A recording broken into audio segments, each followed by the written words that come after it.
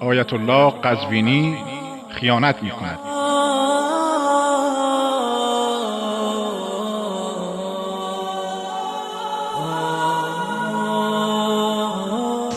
ابن حجر عسقلانی، ابن حجر هیثمی مکی، در کتابی که در رد شیعه نوشته، از صواعق المحرقه چاپ مصر صفحه 31 میگه ان ابابکر انتزع من فاطمه فدکن، به زور فدک را از حضرت زهرا سلام الله علیها گرفتن.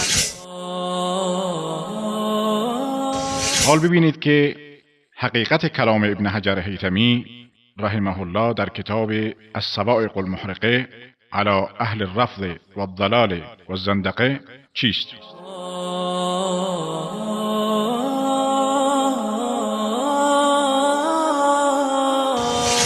وأخرج أيضا عن زيد بن علي أنه قال لمن يتبرأ منهما اعلم والله أن البراءة من الشيخين البراءة من علي فتقدم أو تأخر.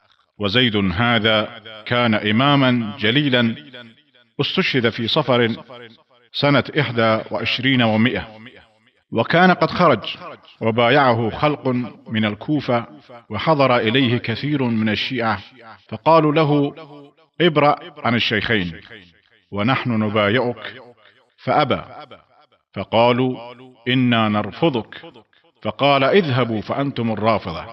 فمن حينئذ سموا الرافضة وسميت شيعته بالزيدية. وأخرج الحافظ عمر بن شبة أن زيدا هذا الإمام الجليل قيل له إن أبا بكر انتزع من فاطمة فدك، فقال إنه كان رحيما وكان يكره أن يغير شيئا تركه رسول الله صلى الله عليه وآله وسلم، فأتته فاطمة رضي الله عنها فقالت له إن رسول الله صلى الله عليه وآله وسلم أعطاني فدكا، فقال هل لك بينة؟ فشهد لها علي وأم أيمن، فقال لها فبرجل وامرأة تستحقينها؟ ثم قال زيد والله لو رجع الأمر فيها إلي لقضيت بقضاء أبي بكر رضي الله عنه.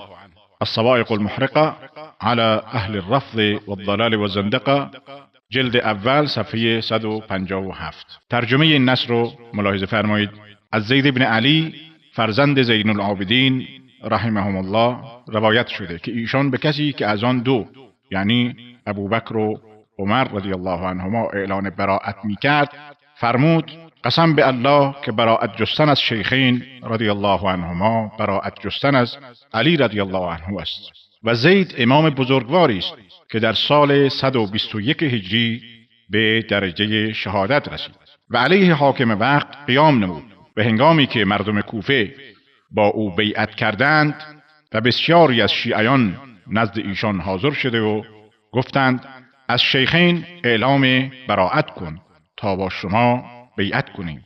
ایشان خودداری نمود. سپس گفتند ما تو را ترک میکنیم. فرمود دور شوید از من که شما رافضه اید، یعنی دشمنان صحابه. پس از آن زمان به این گروه شیعه رافضی گفته شد و پیروان امام زید رحمه الله به شیعه زیدی معروف شدند. و حافظ عمر ابن شبه روایت نموده که به این امام جلیل القدر یعنی زید ابن علی رحمه الله گفته شد که ابوبکر فدک را از فاطمه غصب نموده. ایشان جواب داد که ابوبکر مردی مهربان بوده و بد میپنداشت که برخلاف حکم رسول الله صلی الله علیه و آله و سلم حکم نماید و آن را تغییر دهد. پس هنگامی که فاطمه رضی الله عنها نزد ایشان رفته و به ایشان فرمود که رسول الله صلی الله علیه و آله و سلم فدک را به من داده اند، ابوبکر در جواب ایشان فرمود آیا دلیل و شاهدی دارید؟ پس علی و ام ایمن به نفع ایشان گواهی دادند. سپس ابوبکر رضی الله عنه به ایشان فرمودند با گواهی یک مرد و یک زن مستحق آن میشوید؟ سپس زید فرمود اگر این مسئله به من برمیگشت نیز بدون شک به همان چیزی قضاوت می نمودم که ابوبکر رضی الله عنه قضاوت نمودند. پایان سخن زید بن علی به نقل از کتاب الصواعق المحرقه از ابن حجر هیثمی. بینندگان گرامی، وقاحت جناب آیت الله قزوینی را ملاحظه فرمودید. این جناب آیت الله محقق و به قول بعضی شاگردانش شیخ مفید زمان با چه وقاحتی می آید و از بین یک روایت طولانی که بیش از 15 سطر مطلب دارد یک جمله را گزینش کرده و آن را از سیاق ما قبل و ما بعدش جدا نموده تا به عقیده خرافی خودش مشروعیت ببخشد.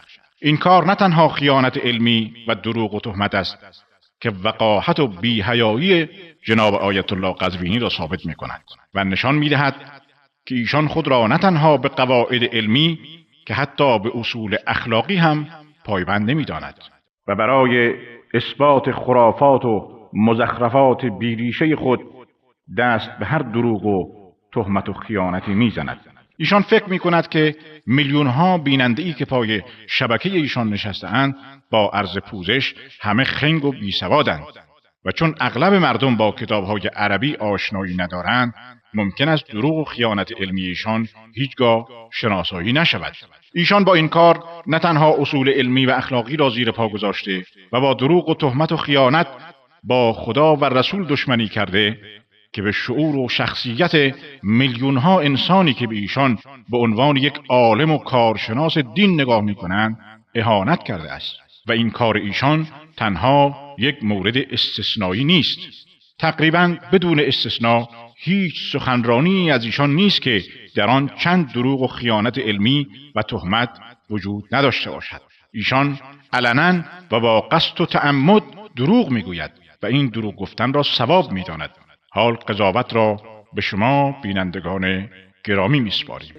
ابن حجر اسقلانی، ابن حجر هیثمی مکی در کتابی که در رد شیعه نوشته از صواعق المحرقه چاپ مصر صفحه 31 میگه ان ابابکر انتزع من فاطمه فدکن، به زور فدک را از حضرت زهرا سلام الله علیها گرفتن. اینقدر یعنی دروغ پردازی نکنید، اینقدر جهل خودتون رو تو ماهواره جهانی به نمایش نگذارید، به ضررتون هست. اینقدر یعنی دروغ پردازی نکنید، اینقدر جهل خودتون رو تو ماهواره جهانی به نمایش نگذارید، به ضررتون هست. تو راست میگی بر پدر و جد اجداد دروغگو لعنت.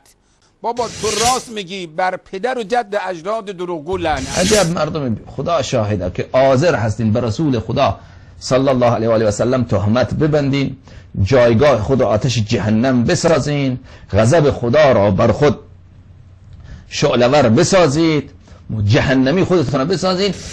عجب مردم خدا شاهده که حاضر هستین به رسول خدا صلی الله علیه و آله و سلم تهمت ببندین، جایگاه خود آتش جهنم بسازین، غضب خدا را بر خود شعله‌ور بسازید، جهنمی خودتون بسازید.